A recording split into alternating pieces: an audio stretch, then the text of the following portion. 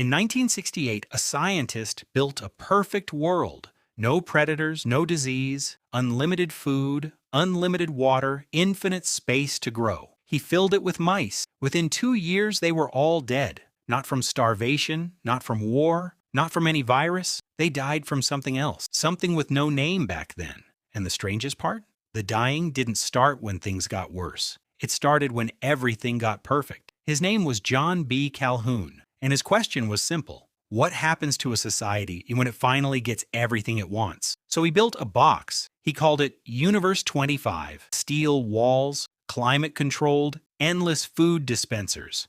Enough space, enough resources for over 3,000 mice to live in comfort. He placed in 8, 4 males, 4 females, and then he waited. At first, paradise. The population exploded, doubling every 55 days. New generations born into abundance their ancestors could never have imagined. No fear, no hunger, no death from the outside world. For the mice, this was utopia. But then something strange happened. Around day 315, the growth started slowing. Not because they ran out of food. There was still plenty of food. They were running out of something else, something you can't put in a dispenser. Roles. In the wild, mice have jobs, they defend territory, they raise young, they struggle, and that struggle gives them identity. But in Universe 25, there was nothing left to struggle for. The strong had nothing to protect. The young had nowhere to go. Every social position that gave a mouse purpose was already filled, and this is where it gets disturbing. Calhoun watched males give up, not physically, psychologically.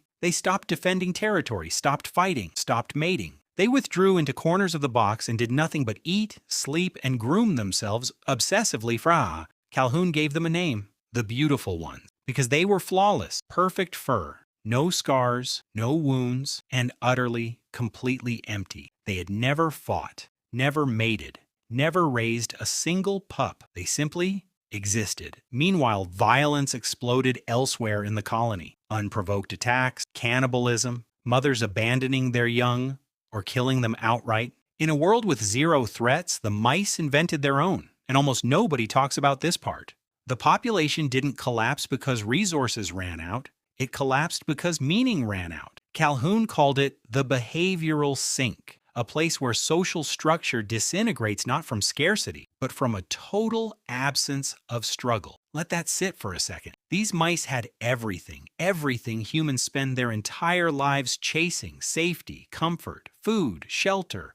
No war, no death by predator, no disease, and it killed them faster than any famine ever could. By day 600, births had stopped completely. Not one new pup was successfully raised. The last generation, born into total abundance, never learned how to mate, defend, or nurture. They'd never seen it modeled. There was nothing left to imitate. They didn't know how to be mice anymore. Population peaked at just over 2,200, a fraction of the box's capacity. And then it began an irreversible decline. By 1973, Universe 25 was empty. Every single mouse dead. Not from war, not from famine, from the absence of anything worth living for. Here's the part that should unsettle you. This video was never really about mice. Calhoun didn't build Universe 25 to study them. He built it to hold up a mirror, because somewhere in the last 100 years, humanity has been building its own version of the box. We call it comfort. We call it convenience. We call it progress. Fewer predators,